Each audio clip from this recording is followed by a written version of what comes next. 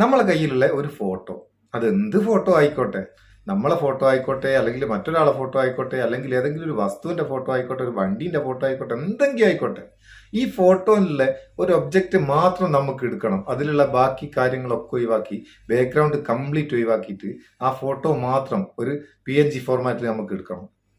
എങ്ങനെ എടുക്കുക? നമ്മൾ മുമ്പ് 1-2 വീഡിയോ ചെയ്തിക്ക്.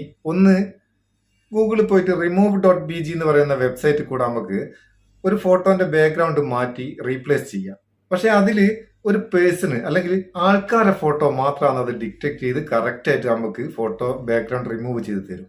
അതുപോലെ തന്നെ ടെലഗ്രാമിൽ കൂടെ നമുക്ക് ചെയ്യാം. അതും ഇതുപോലെ തന്നെ ആൾക്കാരെ മാത്രമാണ് ഡിറ്റക്ട് ചെയ്യും, ബാക്ക്ഗ്രൗണ്ട് റിമൂവ് ചെയ്യും. എന്നാൽ ഒരു വസ്തു, ഇപ്പൊ ഒരു വണ്ടി, ഒരു പോസ്റ്ററിൽ നിന്ന് ഒരു വണ്ടിന്റെ, ഒരു കാറിന്റെ അല്ലെങ്കിൽ എന്തെങ്കിലും ഒരു ബൈക്കിന്റെ ഒക്കെ ഒരു ഫോട്ടോ നമുക്ക് അത് മാത്രമായിട്ട് എടുക്കണം.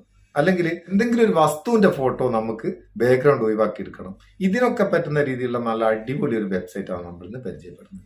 ഈ വെബ്സൈറ്റിന്റെ ലിങ്ക് ഞാൻ ഡിസ്ക്രിപ്ഷനിൽ കൊടുക്കാം. അവിടെ നിങ്ങൾക്ക് ഡയറക്റ്റ് ഈ വെബ്സൈറ്റിലേക്ക് പോവാം. എങ്ങനെയാണ് ഈ വെബ്സൈറ്റിൽ കൂടെ നമുക്കൊരു ഒബ്ജക്റ്റിന്റെ ബാക്ക്ഗ്രൗണ്ട് റിമൂവ് ചെയ്യാൻ കഴിയുക അത് നോക്കാം. നമ്മള് എന്നാ പോയി നോക്കിയിട്ട് വരാം. നിങ്ങൾ ഉപയോഗിക്കുന്ന ഏതൊരു ബ്രൗസറിൽ കൂടെയും ഈ വെബ്സൈറ്റിലേക്ക് പോവാം.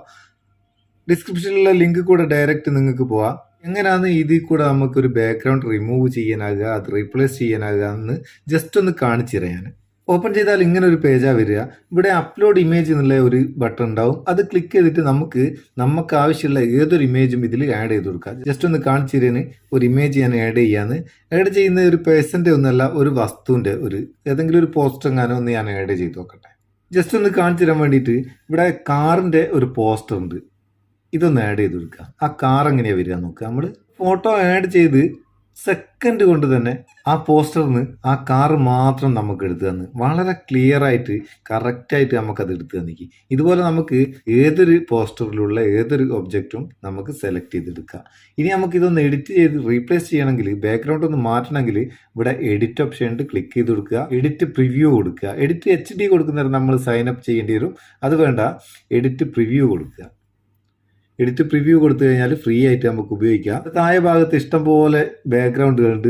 നമുക്ക് ഇഷ്ടമുള്ള സെലക്ട് ചെയ്ത് കൊടുക്കുക. ജസ്റ്റ് ഒന്ന് സെലക്ട് ചെയ്ത് നോക്കട്ടെ. കണ്ട,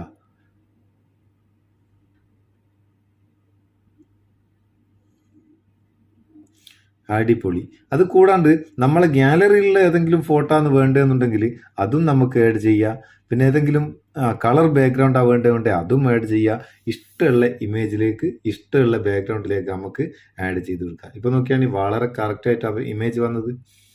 ഏതോ ഒരു പോസ്റ്ററിലുള്ള ഒരു കുഞ്ഞു കാറ് നമ്മൾ ഒരു ബാക്ക്ഗ്രൗണ്ടിൽ നല്ല അടിപൊളി പ്ലേസിൽ റീപ്ലേസ് ചെയ്തോ. സംഭവം കിടിലൻ കേട്ടോ. ആവശ്യക്കാർ ഉപയോഗിച്ച് നോക്കുക. അടിപൊളിയല്ലേ? സൂപ്പർ, എനിക്ക് ഇഷ്ടപ്പെട്ടിരിക്കും. ഞാൻ പല വസ്തുക്കളും ബാക്ക്ഗ്രൗണ്ട് മാറ്റിയിട്ട് PNG ഫോർമാറ്റിൽ എടുക്കാൻ ഈ വെബ്സൈറ്റാണ് ഉപയോഗിക്കുന്നത്. അതുകൊണ്ടാണ് നിങ്ങൾക്ക് കൂടി പരിചയപ്പെടുത്തിയത്. ഇഷ്ടപ്പെട്ടിട്ടുണ്ടെ ലൈക്ക് കൊടുക്കാൻ മറക്കണ്ട. നമുക്ക് ബൂസ്റ്റ് തരാണ്ടിരിക്കണ്ട. പിന്നെ ഷെയർ ചെയ്യാനും മറക്കണ്ട കേട്ടോ. ചങ്ങായിമാർ അറിഞ്ഞോട്ടെ എന്ന്. നമുക്ക് അടുത്ത വീഡിയോയിൽ നല്ല സെഗ്മെന്റ് കാണാം. നിങ്ങളെ സ്വന്തം Muthoos Meppayur. Thank you so much.